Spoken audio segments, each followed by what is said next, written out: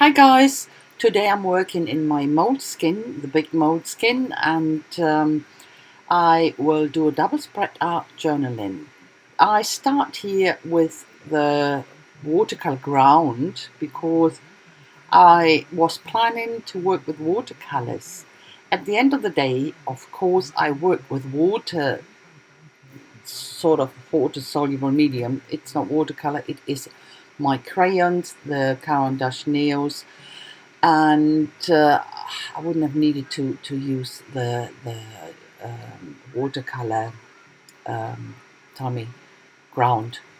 So yeah, but it is always my problem when I have a basic plan, but I most of the times I change it, and yeah, but it doesn't matter. It really doesn't matter. But of course, the watercolor ground is much more expensive than a normal gesso would be, and working with crayons on gesso is absolutely okay.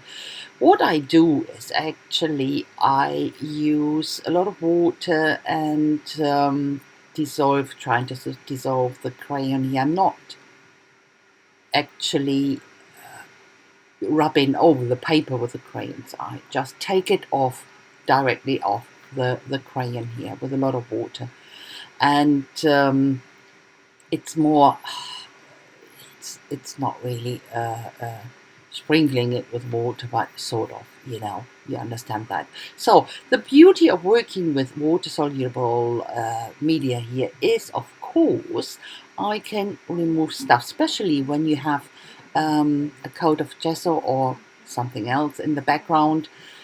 Then it is easy to remove it and change your mind. And what I do often, of course, I'm not having a special picture in my mind how I put that paint down, so just, yeah, put it down as I go. So we'll use the reds here and later some greens.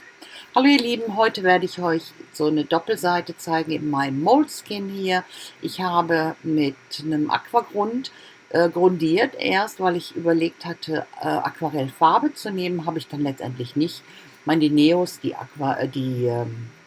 Caran d'Ache Neos Nummer 2, die sind wasserlöslich, aber die brauchen eigentlich kein Aquagrund. Da hätte ich jetzt ein einfaches Gesso, hätte auch gereicht. Macht jetzt nicht so einen riesen Unterschied, ob für die Caran d'Ache, ob das Gesso ist oder das Aquagrund, das ist völlig wurscht.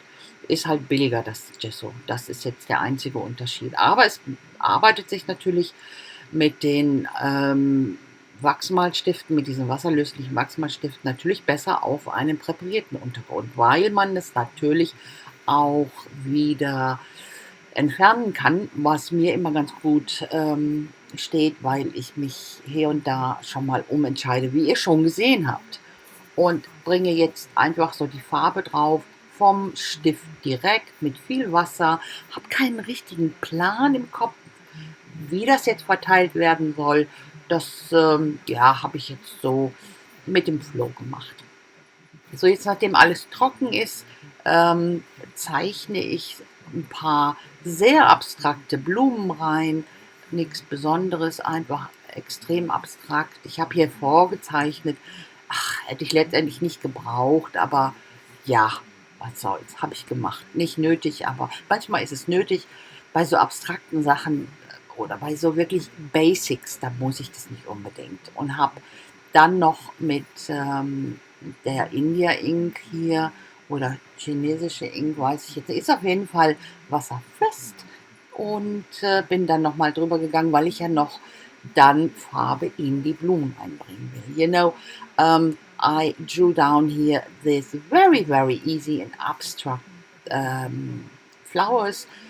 I started drawing that down with a graphite, but I could have done that with the ink directly, but yeah, I wasn't sure, so little chicken.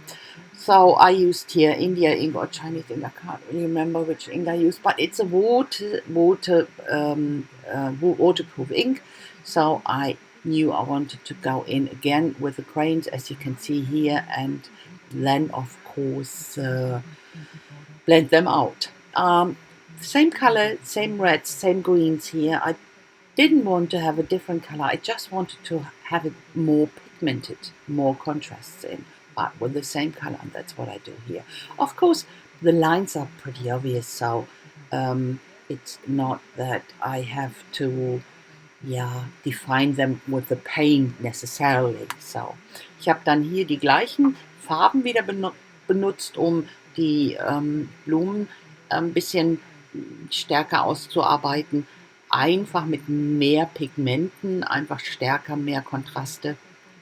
Und im Prinzip sind die ja schon sehr definiert durch die Linien mit der Tinte. Und daher hätte man das jetzt gar nicht mehr so, oder natürlich wollte ich das noch ein bisschen dunkler haben, aber die sind ja schon sehr definiert mit der Tinte. So, also bisschen mehr Farbe hier und da. Eigentlich weniger um zu schattieren, sondern einfach nur um hier noch so ein bisschen mehr Dimension reinzubringen und noch ein bisschen Tiefe reinzubringen. Put some paint down next to my drawings here. Not really for shading, just for getting more dimension into and more depth. That's the only thing. After everything is dry, I will go in with my ink again and the nib, just to put more lines in, more sketchy lines, some dots here and there, just to make it a bit more interesting. And I quite like the sketchy look anyway, and I think it looks so much more charming and puts more interest into it. That's what I think.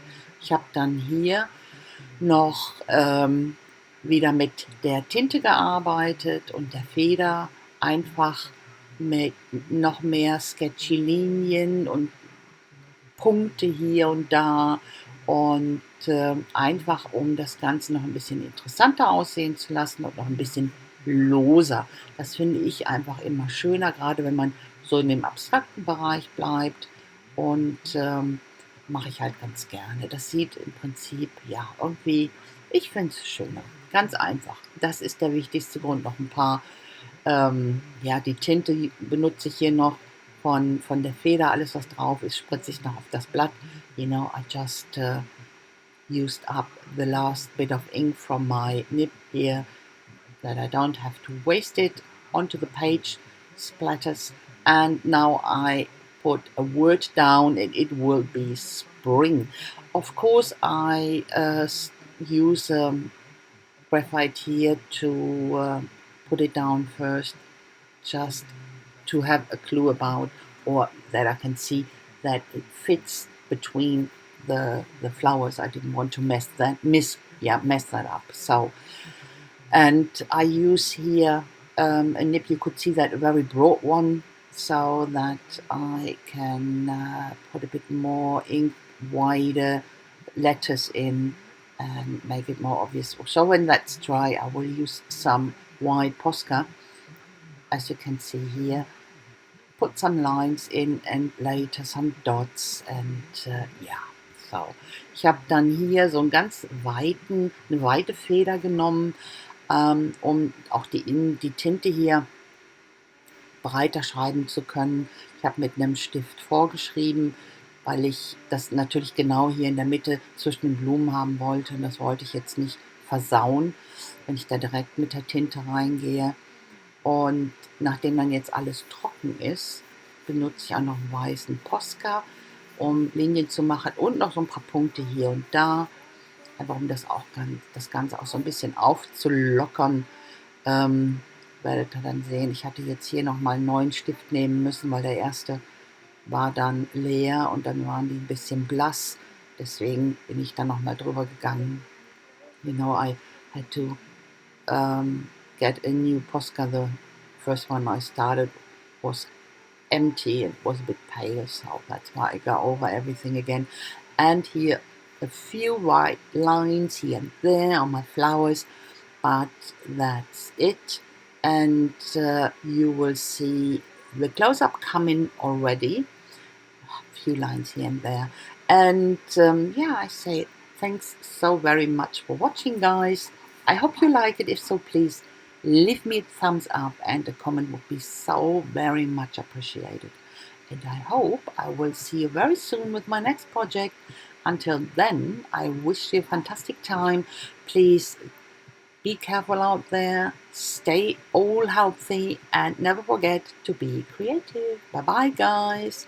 Ihr Lieben, ich danke euch ganz, ganz herzlich fürs Schauen. Ich hoffe, es hat euch gefallen. Wenn dem so ist, lasst mir doch einen Daumen hoch da, und über einen Kommentar würde ich mich riesig freuen. Und ja, ich hoffe, ich sehe euch ganz, ganz bald wieder mit meinem nächsten Projekt. Bis dahin wünsche ich euch eine wunderschöne Zeit. Lasst es euch gut gehen, passt weiterhin gut auf euch auf und bleibt alle gesund. Und vergesst niemals, und das ist das Allerwichtigste, vergesst niemals immer schön kreativ sein. Also bis dann, macht's gut. Tschüssi.